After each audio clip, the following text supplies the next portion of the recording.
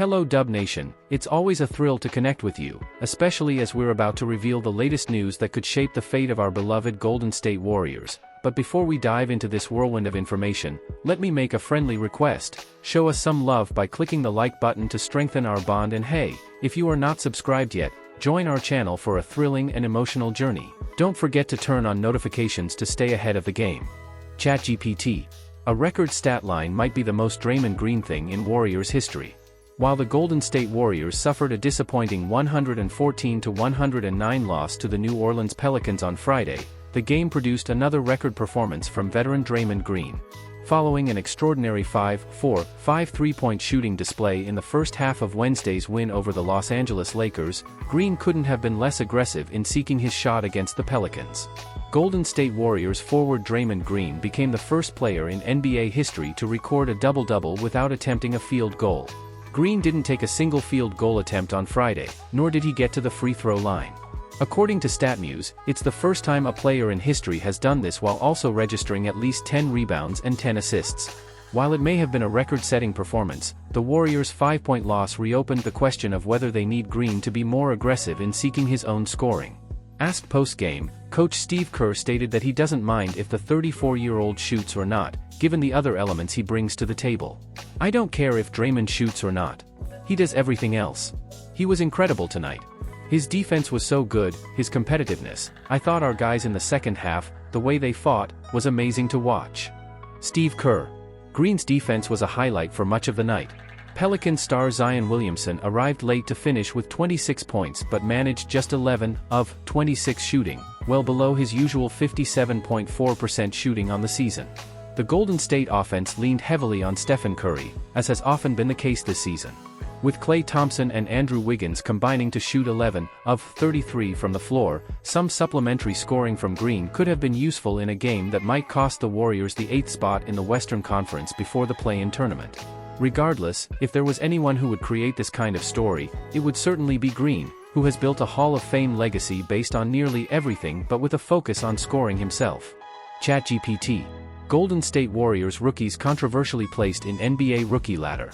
Brandon Podziemski and Tracy Jackson-Davis have been two of the standout positives in the Golden State Warriors season as the franchise still seeks a playoff spot with 2 games left in the regular season. While some of the Warriors' veteran players have had subpar performances at times this season, Podziemski and Jackson-Davis have delivered much more than expected after being selected with the 19th and 57th overall picks, respectively, in last year's NBA draft. Golden State Warriors guard Brandon Podziemski was controversially left out of another all-rookie first-team prediction. After averaging nearly 27 minutes and playing 28 games in his rookie season, Podziemski strongly contends for the all-rookie first-team title. However, just as in recent predictions by Bleacher Report, Podziemski was once again narrowly left out according to the NBA.com rookie ladder.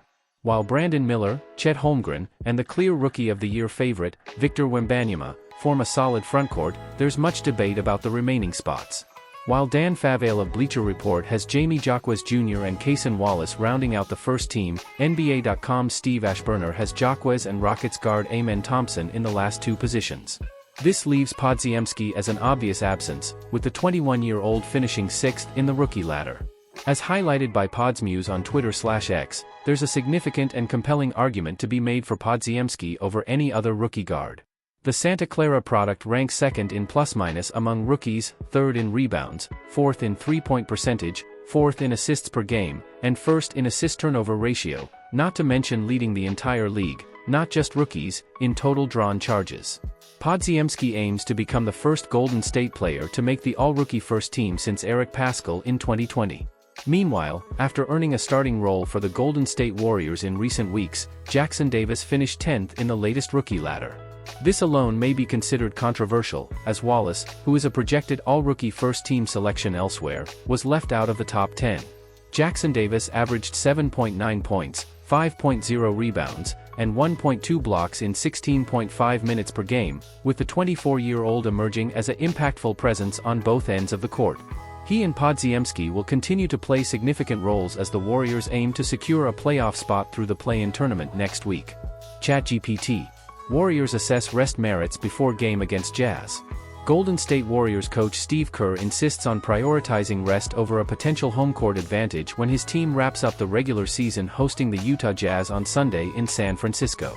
The Warriors, 45-36, will hit the court tied with the Sacramento Kings for the 9th spot in the Western Conference. If the play-in tournament were to start on Sunday, the Kings would host the Warriors in a win-or-go-home game due to winning the season series tiebreaker. However, a Warriors win against the Jazz, coupled with a home loss for the Kings against the Portland Trail Blazers, would shift the venue to San Francisco. A more dreamy scenario on the final day for Golden State would see the Warriors win, the Kings lose, and the Los Angeles Lakers, 46-35, fall in New Orleans. The Lakers lost the season series to both the Warriors and Kings and would, therefore, finish behind one or both in the event of a final tie. Hence, there's a possibility, should the Lakers lose to the same team that suffered costly defeats against the Kings and Warriors in the last 3 days, that the Warriors could climb to the 8th spot, meaning they'd have to lose twice to be denied a spot in the West's last 8-team field. All of this doesn't seem to matter to Kerr, who has seen his team significantly perform better on the road, 25-16, than at home, 20-20, this season, and whose roster features 4 30-something players: Stephen Curry, Klay Thompson, Draymond Green, and Chris Paul. Oh, yeah, he said about prioritizing rest. I mean, you prefer to be at home, but if you look at what we're facing, it's a challenge. You have to play 2 play-in games. If you manage to win those 2, you have Game 1 of a first-round series, 48 hours after that. I'm much more interested in our ability to be ready for next week. It's quite possible that Kerr believes his team can beat the Jazz even by resting several key players. After all, the Warriors went to Portland on Thursday and defeated the Trail Blazers while Thompson and Green rested. This time around, however, there's the possibility that 2 other guys who missed the 114-109 home loss to the New Orleans on Friday, Jonathan Kuminga, bruised tailbone, and Gary Payton II, left calf soreness, could also sit out the final game of the regular season. And this time, the opponent, the Jazz, is coming off a shocking 110-109 win against the Los Angeles Clippers on Friday.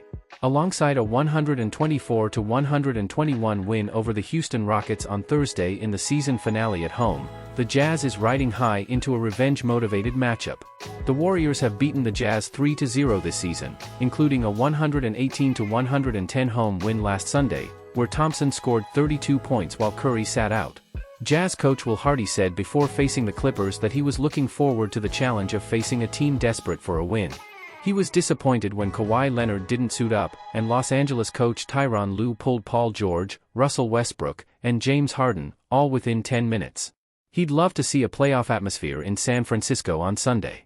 I'm deeply envious of everyone preparing for the playoffs right now, he said. Our players are too.